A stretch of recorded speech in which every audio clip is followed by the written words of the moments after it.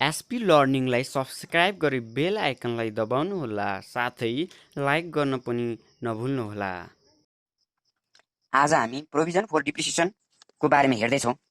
यसको हामी हिसाब पनि गर्छौँ र त्यसको केही हिसाब गर्नुभन्दा अगाडि चाहिने केही महत्त्वपूर्ण इन्फर्मेसनहरू दिउँ।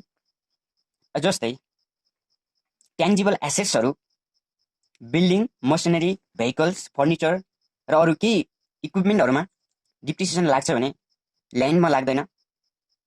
त्यसै गरी इन्ट्यान्जिबल प्रोपर्टीहरू जस्तै पेसेन्ट्स, कपिराइट्स र कम्प्युटर सफ्टवेयरमा भने डिप्रिसिएसन लाग्छ। अब हामी क्लासिफिकेसन अफ डिप्रिसिएबल एसेट्सको बारेमा हेरौँ। क्लासिफिकेसन अफ डिप्रिसिएबल एसेट्स भनेको 5 भागमा बाँडिएको छ, जुन ब्लकमा बाँडिएको छ। Block A, block B, block C, block D र block E. A, B, C, D block सबै ट्यान्जिबल एसेट्सहरू हो भने ई इन्ट्यान्जिबल एसेट्स हो। यसमा बी बिल्डिङ, यसमा हेरौँ। अब बिल्डिङ भनेको ब्लक एमा पर्छ, 5% रेट अफ डिप्रिसिएसन एप्लाइड हुन्छ। कम्प्युटर एन्ड फर्निचर भनेको बी ब्लकमा पर्छ, रेट अफ डिप्रिसिएसन भनेको 25% हुन्छ। त्यसै गरी अटोमोबाइल एन्ड भेहिकल्स सी ब्लकमा पर्छ र 20% रेट अफ डिप्रिसिएसन एप्लाइड हुन्छ। र त्यसै गरी मसिनरी डी ब्लकमा पर्छ, 15% रेट अफ डिप्रिसिएसन एप्लाइड हुन्छ। र ई मात्र ई ब्लक इन्ट्यान्जिबल एसेट्स हो र यसमा रेट अफ डिप्रिसिएसन भनेको लाइफ हुन्छ। यसमा सजिलोको लागि हेरौँ। यसमा यसरी हेरौँ। जस्तै बिल्डिङ, ए को बिल्डिङ, बी को कम्प्युटर, सजिलोको लागि हेरौँ। यसमा सी अटोमोबाइल र डी को मेसिनरी। यसको अलिक डिफ्रेन्ट छ तर सम्झिन सकिन्छ। ई इन्ट्यान्जिबल एसेट्स, यसको चाहिँ ई छ तर यसको आई छ, तर लगभग प्रोनाउन्सिएसन त्यस्तै हुन्छ। ई इन्ट्यान्जिबल एसेट्स यसरी बुझ्दाखेरि अलिक सजिलो हुन्छ। अब हामी अर्को हेरौँ। अब हामी period wise purchase of assets and their एडिसनको बारेमा हेरौँ। पिरियड वाइज पर्चेज, हामी एकैपटक एसेट्सहरू पर्चेज गर्दैनौँ र यस पर्चेज गर्दाखेरि हामी 3 भागमा यसरी डिभाइड गरिएको छ। जस्तै फर्स्ट 6 मन्थ, नेक्स्ट 3 मन्थ र लास्ट 3 मन्थ। यसमा हेरौँ। यसमा एब्जर्ब एडिसन र अनएब्जर्ब एडिसन भनेर दिएको छ। यसमा फर्स्ट 6 मन्थ भन्नाले Shrawan first to first end, Shrawan first to first एन्डमा पर्चेज गरेको एसेट्सहरू 3/3% एब्जर्ब हुन्छ र अनएब्जर्ब निल हुन्छ, किनकि 100% नै एब्जर्ब भएको छ। र त्यसै गरी नेक्स्ट 3 मन्थको बारेमा हेरौँ। नेक्स्ट 3 मन्थ भन्नाले first March to Chaitra end, first March to Chaitra एन्डमा जति नै एसेट्सहरू पर्चेज गरिएको छ 2/3% एब्जर्ब एडिसन हुन्छ, 2/3% एब्जर्ब हुन्छ र 1/3 रेस्ट 1/3 अनएब्जर्ब हुन्छ। त्यसै गरी लास्ट 3 मन्थको बारेमा हेरौँ। First Baishakh to Asar end, first Baishakh to Asar एन्डमा पर्चेज गरेको एसेट्सहरू जति छन् त्यो एसेट्सहरू एब्जर्ब 1/3% हुन्छ र अनएब्जर्ब 2/3% हुन्छ। र अब हामी अर्को हेरौँ। हामी अब calculation of depreciation base amount and allowable depreciation for year त्यसको बारेमा हेरौँ। यसको हामी हिसाबको फर्मेट हो यो, calculation of depreciation base amount and allowable depreciation for year. यसमा डिप्रिसिएसन बेस अमाउन्ट र एलोवेबल डिप्रिसिएसन फर इयर निकाल्नु पर्ने हुन्छ। यसमा हेरौँ, हिसाबको फर्मेट हेरौँ। पार्टिकुलर ब्लक, यसमा block A B C D E कुन हो त्यो लेख्नुपर्ने हुन्छ एसेट्सको। र यसमा ओपनिङ रिटर्न डाउन भ्यालु डब्लुडिबी भनेर दिएको छ। यसमा ओपनिङ रिटर्न डाउन भ्यालु भन्नाले यसमा पहिल्यै भएको एसेट्स बाँकी कति छ लेखेको, रिटर्न डाउन बाँकी एसेट्स जति थियो। ओपनिङ ब्यालेन्स अफ एसेट्स भन्दा पनि हुन्छ, ओपनिङ ब्यालेन्स अफ एसेट्स हो यहाँ लेख्नुपर्ने हुन्छ। र त्यसै गरी हामी त्यसैमा एब्जर्ब एडिसन, हामीले जति एब्जर्ब गर्छौँ त्यति नै एब्जर्ब भएको एसेट्सहरू यसमा जोड्छौँ। र त्यसै गरी हामी लेस डिस्पोजल ड्युरिङ ए इयर, यो माथि एड एब्जर्ब एडिसन। एड भने हामी कुन गर्छौँ र जुन किनेको पर्चेज गरेको एसेट्सको एब्जर्ब जति भएको छ त्यति लेख्छौँ। र डिस्पोज भन्नाले यसमा एसेट्सहरू बेच्न सक्छ, बेच्दाखेरि अब जति आउँछ त्यो क्यास स्यालवेज भ्यालु पनि भनिन्छ यसलाई, डिस्पोजल ड्युरिङ ए इयर। त्यो डिस्पोजल गरिएको एसेट्सहरू जुन छ त्यो घटाइन्छ र त्यति गर्दाखेरि जति आउँछ यसमा त्यो नै डिप्रिसिएसन बेस अमाउन्ट हो, त्यो नै डिप्रिसिएसन लगाउनलाई योग्य हुन्छ। डिप्रिसिएसन बेस अमाउन्ट, त्यो नै डिप्रिसिएसन बेस अमाउन्ट हो। हामी माथि भनेका छौँ calculation of depreciation base amount and allowable depreciation for year. अब हामी डिप्रिसिएसन बेस अमाउन्ट एउटा यसमा आयो, डिप्रिसिएसन बेस अमाउन्ट। अब यो नै डिप्रिसिएसन बेस अमाउन्ट हो। र त्यसै गरी डिप्रिसिएसन बेस अमाउन्टमा रेट अफ डिप्रिसिएसन एप्लाइड गर्दाखेरि, जस्तै रेट अफ डिप्रिसिएसन दिएको छ, रेट अफ डिप्रिसिएसन एप्लाइड गर्दाखेरि जति आउँछ त्यो भनेको नै allowable depreciation for a year हुन्छ। त्यो नै के हुन्छ? Allowable depreciation for a year हुन्छ। अब हामी अर्को हेरौँ। हामी अब calculation of depreciation base amount at the end or beginning of next इयरमा हेर्छौँ। त्यसको बारेमा हेर्छौँ, क्यालकुलेसन गर्छौँ। क्यालकुलेसन त्यसको बारेमा हेरौँ, फर्मेटको बारेमा हेरौँ। Calculation of depreciation base amount at the end or beginning of next year. यसमा फेरि निकाल्नुपर्ने के नै हो? डिप्रिसिएसन बेस अमाउन्ट नै हो, तर यो कहिलेको? At the end. हामी पहिला के निकालेको थियो? डिप्रिसिएसन बेस अमाउन्ट त निकालेको थियो, तर फर इयरको बारेमा निकालेको थियो हामी अगाडिको फर्मेटमा। यसमा चाहिँ depreciation base amount at the end, last at the end पनि निकाल्दाखेरि कसरी निकाल्ने भन्ने बारेमा हो यो। Depreciation base amount at the end, जस्तै डिप्रिसिएसन एट द एन्ड भन्नु र बिगिनिङ अफ नेक्स्ट इयर भन्ने एउटै हो। एट द एन्ड लास्टमा भन्नु र बिगिनिङ अफ नेक्स्ट इयर भन्दा नेक्स्ट इयरको सुरुमा भन्नु र त्यो अन्तिममा एट द एन्ड ट्रान्जेक्सन भएको एट द एन्ड भनेको एउटै हो। त्यसरी यसमा अरमा दिएको छ at the end or beginning of next year, त्यसको त्यसरी दिएको छ। र हामी यसमा हेरौँ, यसमा फर्मेट हेरौँ, पार्टिकुलर्स अमाउन्ट दिएको छ। यसमा अब हामी यसरी गरौँ, balance after charging depreciation. Balance after charging depreciation भन्नाले डिप्रिसिएसन बेस अमाउन्ट अगाडिको फर्मेटबाट गर्दाखेरि जति आउँछ त्यसमा माइनस एलोवेबल डिप्रिसिएसन जति आउँछ त्यो घटाउँदाखेरि जति आउँछ त्यति नै यहाँ राखिन्छ ब्यालेन्स आफ्टर चार्जिङ डिप्रिसिएसन। र हामी यसमा चाहिँ एड गर्छौँ अन एब्जर्ब एडिसन। सुरुमा एब्जर्ब एडिसन एड हुन्छ भने यसमा अन एब्जर्ब एडिसन एड हुन्छ। अन एब्जर्ब एडिसन, एब्जर्ब गर्नु जति गऱ्यो त्यसको बाँकी भनेको अन एब्जर्ब हो, त्यो नै हामी एड गर्छौँ, अन एब्जर्ब एडिसन। त्यसै गरी हामी क्यापिटलाइज भ्यालु अफ रिपेयर। यसमा हामी क्यापिटलाइज भ्यालु अफ रिपेयर नोडलाई हेरेर गर्छौँ हामी। नोडमा छुट्टै हिसाब गरेर हेर्नुपर्ने हुन्छ। यसको लागि चाहिँ क्यापिटलाइज भ्यालु अफ रिपेयर यसको लागि चाहिँ अब हामी अर्को नोटमा हेर्नुपर्छ। यसमा चाहिँ 7% अफ डिप्रिसिएसन बेस अमाउन्ट र एक्चुअल रिपेयरलाई कम्पेयर गरेर हेर्छौँ। यसको लागि चाहिँ अब capitalize value of PCC and R and D, यो चाहिँ ओन्ली ब्लक डीको बारे मात्रै हो। यसमा चाहिँ ओन्ली ब्लक डीको लागि। अब त्यति गर्दाखेरि हामी यसबाट depreciation base amount at the end निकाल्छौँ or beginning of next year, depreciation base amount at the end. अब अर्को नोट, अब हामी नोटको बारेमा हेरौँ।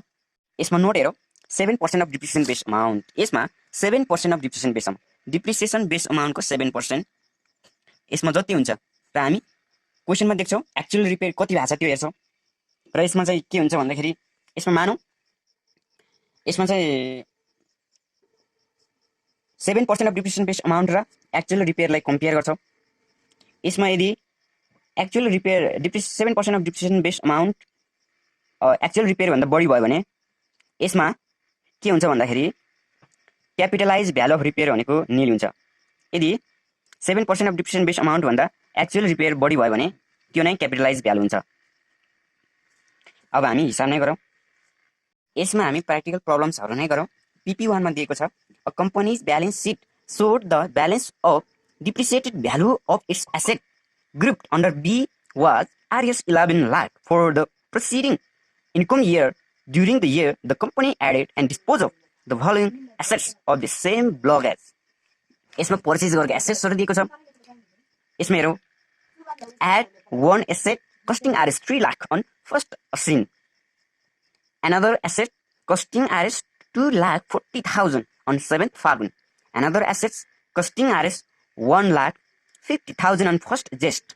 Dispose of assets having a book value of Rs 1,20,000 was sold at par. यसमा dispose of पनि दिएको छ 1,20,000।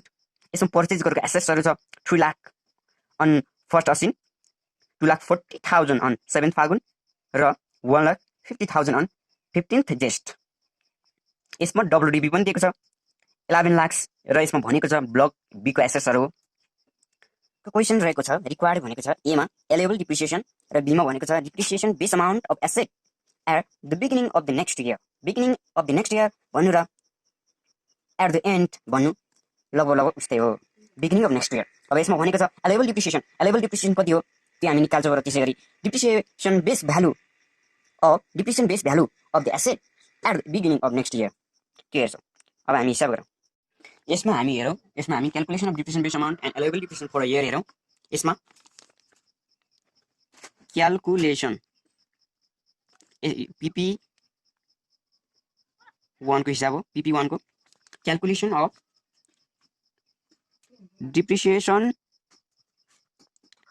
Base amount and allowable depreciation for a year. यसमा हामी फर्मेटमा लेखौँ पार्टिकुलर्स र हामी ब्लक लेख्छौँ। यसमा बुकमै भनिएको छ, बी ब्लकमा पर्छ यो क्वेसनमा। र यसमा हामी ओपनिङ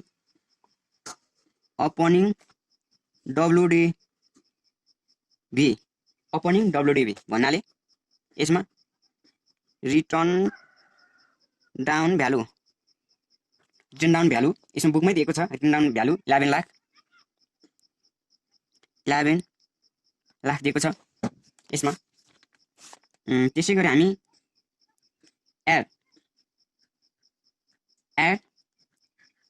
एब्जर्ब एडिसन हामी अब एसेट्सहरू कति पर्चेज गरेको छ त्यो हेर्छौँ हामी। यसमा दिएको छ, यसमा सुरुमा दिएको छ एडेड 1 एसेट्स कस्टिङ एरेस्ट 3 लाख अन फर्स्ट असिन भनेको छ। यसमा अब फर्स्ट असिनको हेरौँ।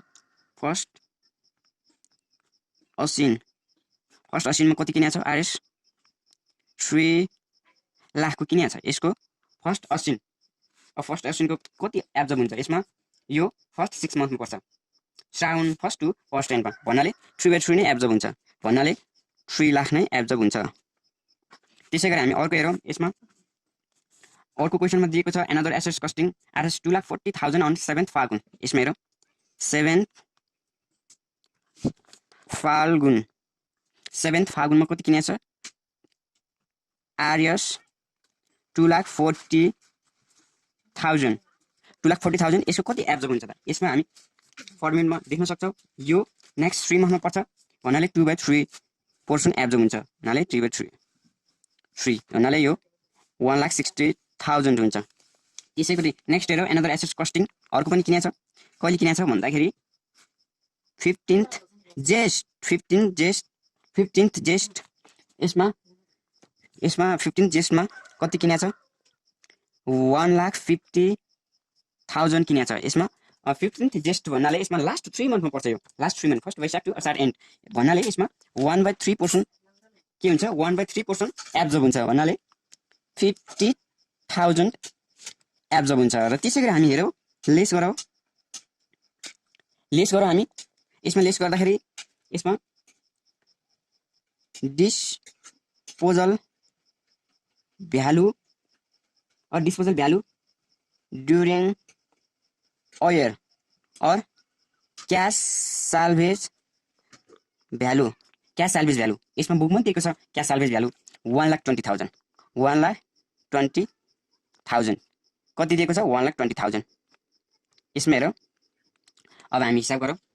यसमा 11 lakh plus 3 lakh plus 1,60,000 plus 50,000 minus 1,20,000 हुन्छ। यसमा कति आउँछ हेरौँ, 11 lakh plus 3 lakh plus 1,60,000 plus 50,000 minus 1,20,000 यसमा 14,90,000 हुन्छ।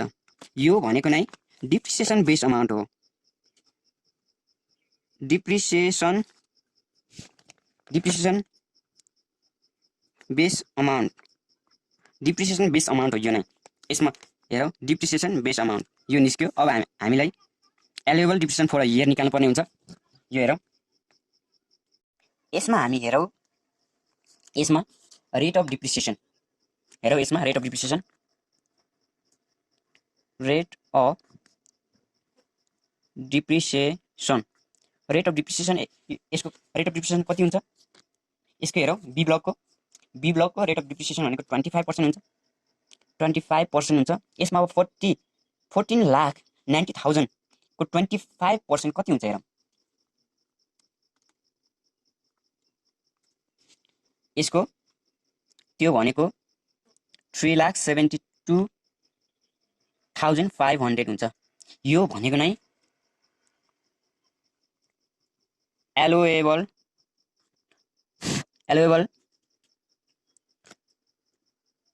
डिप्रिसिएसन फर अ इयर हुन्छ।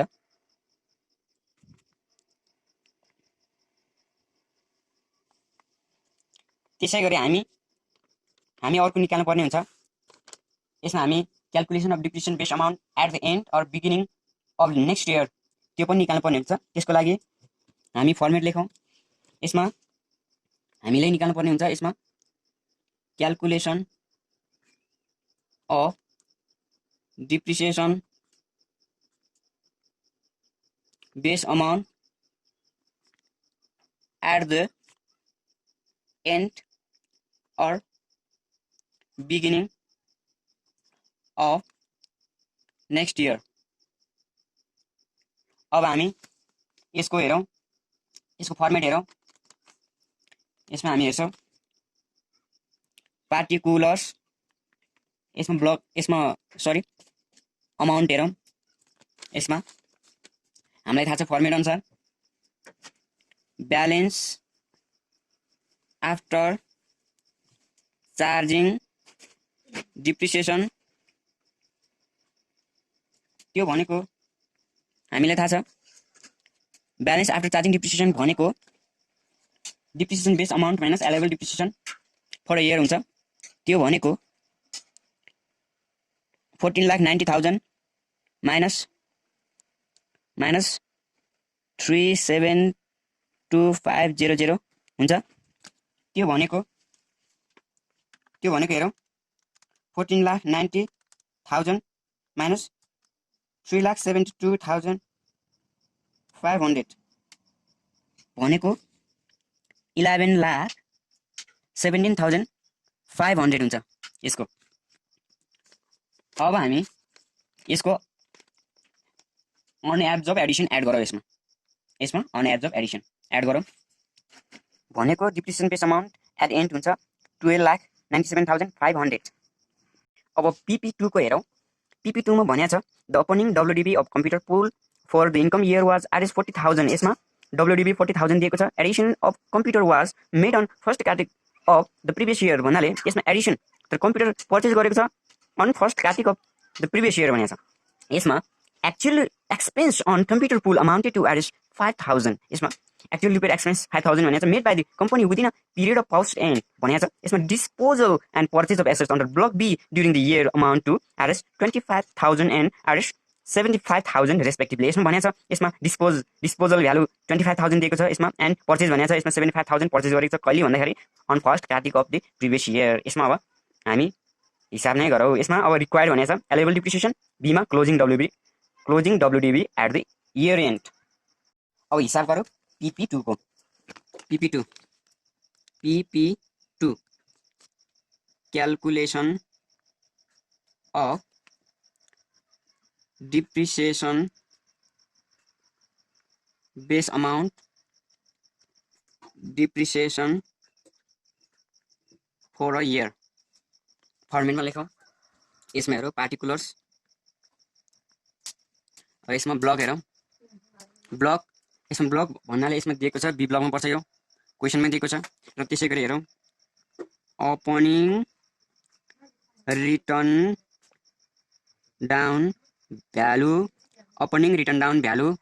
WDB opening written down value भनेको यसमा 40,000 दिएको छ। त्यसै गरी हेरौँ यसमा पर्चेज गरेको एसेट्सहरू एड गरौँ। यसमा एब्जर्ब गरौँ। एब्जर्ब एडिसन एसेट्स कहिले पर्चेज गरेको छ भन्दा फर्स्ट कार्तिकमा कति एब्जर्ब हुन्छ। अब यसमा पहिला फर्स्ट कार्तिकमा कति पर्चेज गरेको त्यो हेरौँ। पर्चेज गरेको छ 75,000 र यसमा कति एब्जर्ब हुन्छ कार्तिकमा। यसमा कार्तिक भन्नाले फर्स्ट 6 मन्थमा पर्छ।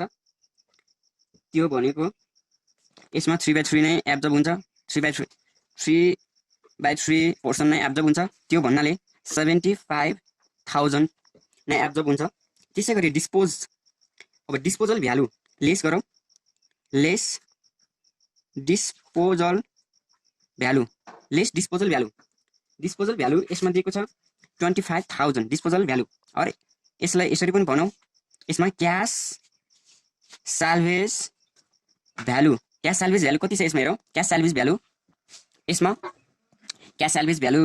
भनेको यसमा 25,000 हुन्छ र त्यसै गरी यसमा हामी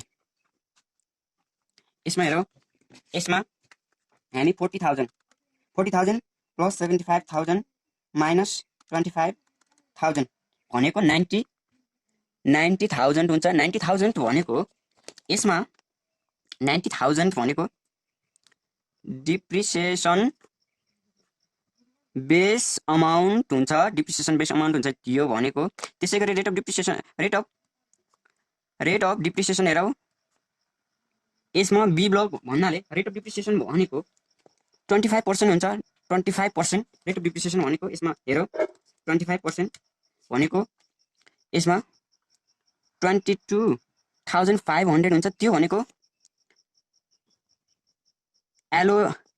allowable depreciation for a year हुन्छ, हामी त्यसै गरी हामी नेक्स्ट क्वेसनतिर लागौँ। यसमा अर्को क्वेसन सोधेको छ कि यसमा depreciation based amount at the end or beginning of next year, त्यसको बारेमा हेरौँ र यसमा क्वेसन भनेअनुसार closing WDB at the year end भनेको छ, त्यो हेरौँ। यसमा हेरौँ, अब यसमा calculation of depreciation base amount at the end or beginning of next year, यसलाई अब हामी फर्मेट हेरौँ। यसमा हेरौँ, अब यसमा लेखौँ, यसमा फर्मेट अनुसार लेखौँ, पार्टिकुलर्स, त्यसै गरी लेखौँ अमाउन्ट, यसमा अब हेरौँ ब्यालेन्स आफ्टर चार्जिङ डिप्रिसिएसन भनेको depreciation based amount minus allowable depreciation हुन्छ। यसमा हेरौँ, यसमा अब यसमा डिप्रिसिएसन बेस्ड अमाउन्ट भनेको 90,000 छ, माइनस एलाइबल डिप्रिसिएसन भनेको 22,500 हुन्छ। अब यसमा हेरौँ, 90,000 माइनस 22,500 भनेको 67,500, यसमा 67,500 हुन्छ। त्यसै गरी यसमा अनएब्जर्ब छैन, 100% नै एब्जर्ब भएको छ, अनएब्जर्ब छैन। अब यसमा हेरौँ क्यापिटलाइज भ्यालु हेरौँ, यसमा क्यापिटलाइज भ्यालु अफ रिपेयर, यसमा क्यापिटलाइज भ्यालु अफ रिपेयर कति हुन्छ, यसमा हामी नोटमा हेर्छौँ। पहिले यसमा नोट हेरौँ, यसमा नोट हेरौँ, यसमा 7% of depreciation base amount, 7% of depreciation base amount भनेको कति हुन्छ, 7% अफ डिप्रिसिएसन बेस अमाउन्ट भनेको यसमा कति हुन्छ भन्दाखेरि 7% of depreciation base amount into 7% भनेको 6300 हुन्छ, 6,300 हुन्छ। यसमा अब एक्चुअल रिपेयर बुकमा क्वेसनमा कति दिएको छ, एक्चुअल रिपेयर बुकमा कति दिएको छ हेरौँ। यसमा एक्चुअल रिपेयर एक्सपेन्स हेरौँ, यसमा 5,000 दिएको छ, आरएस 5,000 दिएको छ। यसमा आरएस 5,000 भन्नाले यसमा के भयो, यसमा क्यापिटलाइज भ्यालु भनेको नील भयो, किनकि यसमा 7% अफ डिप्रिसिएसन बेस्ड अमाउन्ट भन्दा एक्चुअल रिपेयर एक्सपेन्स कम छ भने क्यापिटलाइज भ्यालु निल हुन्छ। यदि 7% अफ डिप्रिसिएसन बेस अमाउन्ट भन्दा एक्चुअल रिपेयर एक्सपेन्स बढी भयो भने क्यापिटलाइज भ्यालु बढी भएको जति छ त्यति नै हुन्छ भन्नाले यसमा अरू नेक्स्ट एक्जाम्पल हेर यसैमा यदि यसमा 7% अफ डिप्रिसिएसन बेस अमाउन्ट भनेको 6300 नै छ र मानौ एक्चुअल रिपेयर एक्सपेन्स भनेको मानौ 6500 भयो भने यसमा एक्चुअल रिपेयर एक्सपेन्स भनेको 7% अफ डिप्रिसिएसन बेस अमाउन्ट भन्दा 200 ले बढी हुन्छ। बढी भयो भने क्यापिटलाइज भ्यालु हुन्छ, कम भयो भने निल हुन्छ। जस्तै एक्चुअल रिपेयर एक्सपेन्स भनेको कम छ त्यसैले निल हुन्छ भनेपछि यसमा हामी हेर्छौँ यसमा क्यापिटलाइज भ्यालु निल हुन्छ।